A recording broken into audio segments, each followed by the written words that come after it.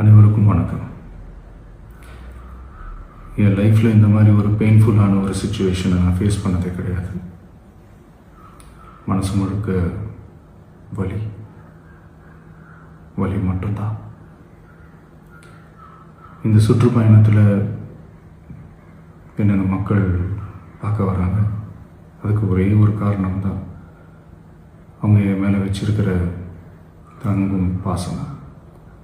அந்த அன்புக்கும் பாசத்துக்கும் நான் எப்பவும் கடமைப்பட்டிருக்கிறேன். அதனால தான் இந்த சுற்றுப்பயணத்தில் மற்ற எல்லா விஷயங்களையும் தாண்டி மக்களுடைய சேஃப்டி, அதில் எந்த காம்ப்ரமைஸும் பண்ணிடக்கூடாதுன்றதுக்காக தான் அது என் மனசில் ரொம்ப ஆழமாக இருக்கும் அந்த எண்ணம். அதனால தான் இந்த அரசியல் காரணங்கள் எல்லாத்தையும் தவிர்த்துட்டு ஒதுக்கி வச்சுட்டு மக்களுடைய சேஃப்டி மட்டும் மைண்டில் வச்சுக்கிட்டு அதுக்கான இடங்களை சூஸ் பண்ணுறது, அதுக்கான இடங்களை பார்த்து பர்மிஷன் கேட்குறது, போலீஸ் டிபார்ட்மெண்ட்டில் அதை ரிக்வெஸ்ட் பண்ணி கேட்போம். ஆனால் நடக்கக்கூடாதது நடந்துருச்சு. ஆனால் மனுஷன் தானே. அந்த நேரத்தில் அத்தனை பேர் பாதிக்கப்பட்டு இருக்கும்போது எப்படி அந்த ஊரை விட்டுட்டு என்னால் கிளம்பி வர முடியும்? நான் திரும்ப அங்கே போகணும்னு இருந்துச்சுன்னா அதை ஒரு காரணம் காட்டி அங்கே வேறு சில பதட்டமான சுச்சுவேஷன்ஸ், வேறு சில அசம்பாவிதங்கள் அந்த மாதிரி எதுவும் நடந்துடக்கூடாதுன்றதுக்காக தான் நாங்கள் அவாய்ட் பண்ணோம்.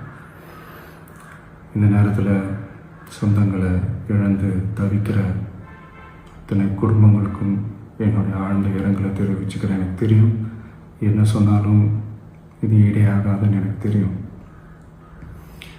ஹாஸ்பிட்டலில் ட்ரீட் பண்ணிகிட்ருக்கிற எல்லாருமே சீக்கிரமாக க்யூர் ஆகி வரணுன்றதை இந்த நேரத்தில் நான் வேண்டிக்கிறேன். கூடிய சீக்கிரமே உங்கள் எல்லாரையும் நான் சந்திக்கிறேன். இந்த நேரத்தில் எங்களுடைய வலிகளை, எங்களுடைய நிலைமையை புரிஞ்சுக்கிட்டு எங்களுக்காக பேசின அரசியல் கட்சிகளை சார்ந்த நண்பர்கள், தலைவர்கள் அனைவருக்கும் என்னுடைய நன்றியை தெரிவிச்சுக்கிறேன். கிட்டத்தட்ட ஒரு 5 மாவட்டத்துக்கு பிரச்சாரத்துக்கு போனோம். இந்த மாதிரி எதுவுமே நடக்கல. ஆனால் கரூரில் மட்டும் ஏன் எப்படி நடக்குது, எப்படி நடக்குது? மக்களுக்கு எல்லா உண்மையும் தெரியும். மக்கள் எல்லாத்தையும் பார்த்துக்கிட்டு இருக்கிறாங்க.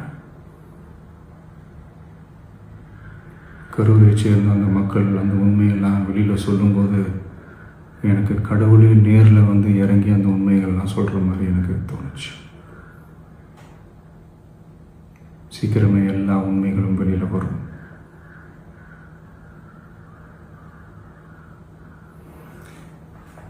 எங்களுக்கு தரப்பட்ட இடத்துல நாங்கள் போய் அந்த ஸ்பாட்டில் நின்று நாங்கள் பேசிட்டு வந்தோம். அதை தாண்டி எந்த தவறும் எங்கள் சைடில் நாங்கள் எதுவுமே செய்யலை. பட் இருந்தாலும் எங்கள் கட்சியை சேர்ந்த நிர்வாகிகள், தோழர்கள் மேலே எஃப்ஐஆர், அது மட்டும் இல்லை சோஷியல் மீடியாவை சேர்ந்த நண்பர்கள், தோழர்கள் அவங்க மேலே எஃப்ஐஆர்லாம் போட்டு இப்போ பிடிச்சிக்கிட்டு இருக்கிறாங்க.